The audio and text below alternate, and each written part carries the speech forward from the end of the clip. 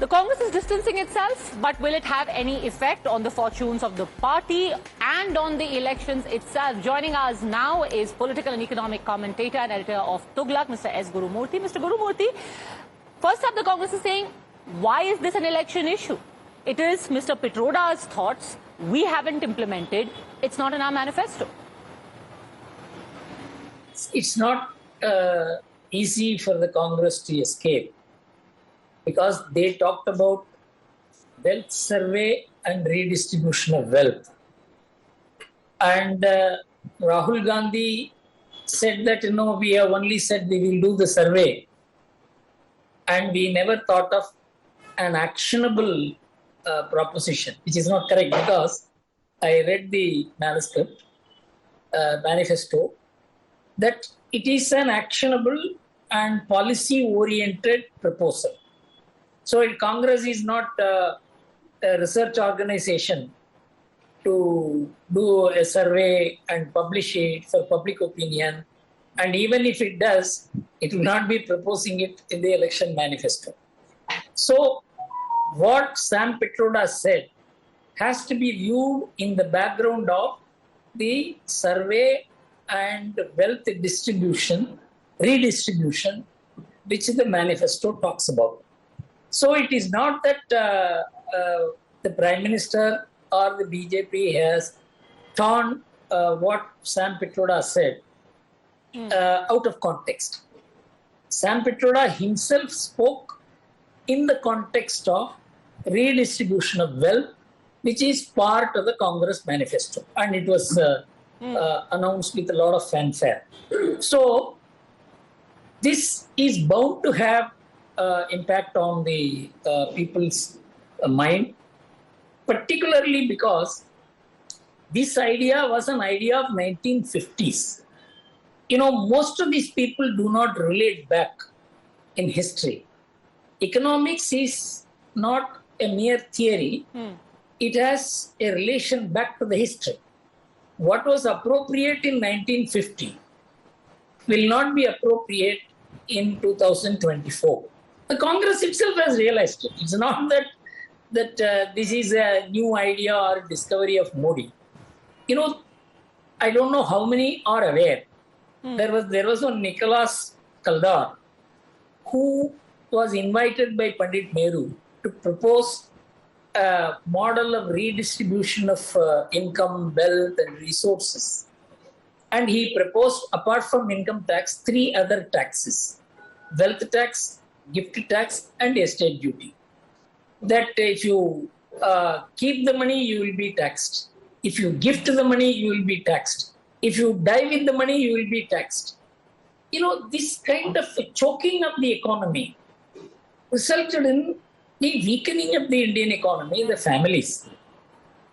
What people like Pitroda do not understand, they are comparing the landscape in America and India without knowing India is a family-oriented economy and America is an individualist economy.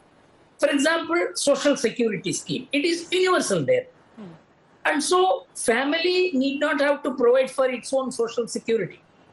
The government takes care of it. Of course, there is a huge problem in that, because the government is running into a deficit in the social security account of $72 trillion. But that is their problem. But 90% of the Indian families provide for their own social security. So you cannot tax the Indian families or Indians like the way the Americans tax the American families and individuals. In America, the concept of family has weakened so rapidly. 55% of the first marriages end in divorce, and it goes on. So the landscape is different. So for Sam Pitroda to draw a parallel between America and India, and he is the mentor, philosopher and guide of the Congress, it shows the Congress is running out of ideas.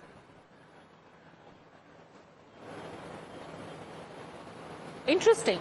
The fact that you say that this actually in the long term is an assault on the idea of the structure of the Indian family.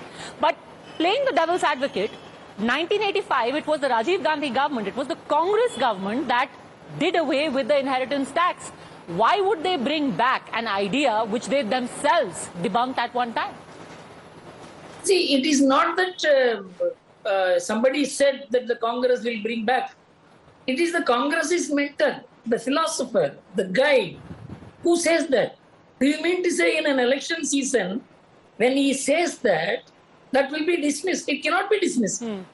Because what he says can be taken advantage of in this election, that they are going to tax the rich people and give an orientation of the socialist appeal and then grab votes. So they have to be exposed. It became an election issue, as I told you, in the background of wealth survey and redistribution of wealth. And they also mentioned to whom it will be redistributed. And of course, it has a social orientation, and Rahul Gandhi mentioned 22 crore people and all that. But the fact remains, you have also to see what Dr. Manmohan Singh said in the year 2006. So, in an election, all these are bound to be issues, because in the mind of the people, there is a question about the Congress. That the Congress has been appealing to sections for its own advantage. And that has to be exposed for people who are interested in the larger idea of India. Mr. Gurumurthy, this argument is being echoed again and again that it is a special interest group that the Congress is catering to, that money when it's redistributed will obviously stand to benefit. And the elephant in the room is basically is the Muslim population. So the argument is they will take it for everyone, they will give it to Muslims. But if we were to talk about inheritance tax, even Mr. Pitroda, if we were to say that he is informing the Congress's aims and objectives, is not saying that we will put an inheritance tax on Hindus. He will do it on everyone. Then where does this element of appeasement come in? Then the inheritance of Muslims and the inheritance of Christians and Parsis and Buddhists and Hindus will be taxed alike. No. The inheritance tax is different. It is eroding all families, whether it is Hindu or Muslim or Christian or Parsi. But it is spoken in the context of redistribution of wealth, which is intended to benefit a category of people.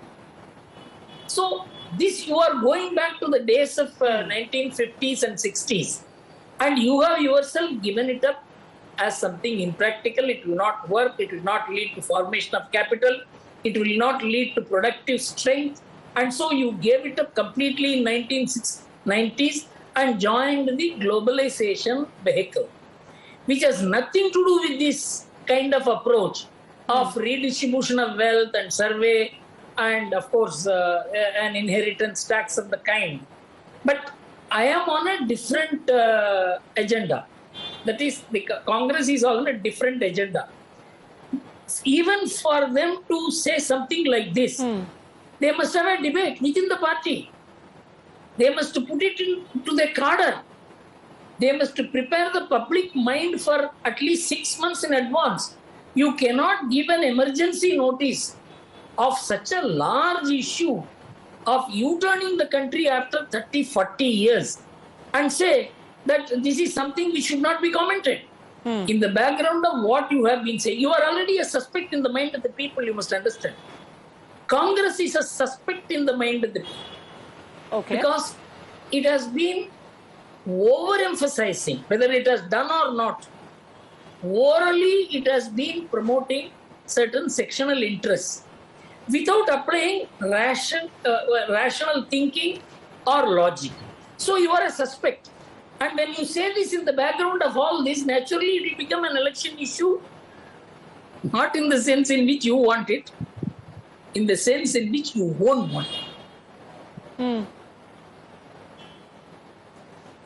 But then there are also examples of how ministers in the BJP, Jayant Sinha, former MOS Finance, for example, has also mooted the same idea that there should be an inheritance tax. So if we are looking at Sam Pitroda as an example of the Congress's economic policies, how can Jayant Sinha, who was an actual minister, be disowned? Does he know what the Modi government's policies are? I am not saying, that's what I told you. I'm not saying this is an idea which should not be discussed. I should have been discussed 6 months in advance. Somebody, you see, I write an article and then on that basis some discussion takes place. That has nothing to do with an election. If even a minister talks outside the context of an election, it has no meaning. It's only an opinion.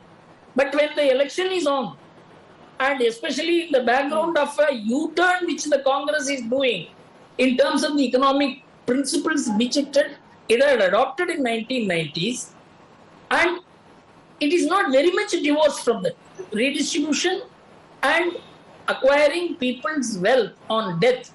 There is an interlacing, because when it goes into the hands of the government, the Manmohan formula that the first right over this will go to XYZ, there is a link. So when you make this proposal, when the election is on, to say, no, this is like some Jain Sinha or Arun Jaitley saying it 5 years back, I think it is a very, it's an easy escape. That's not correct. It's not just an opinion, especially in the context in which it is made.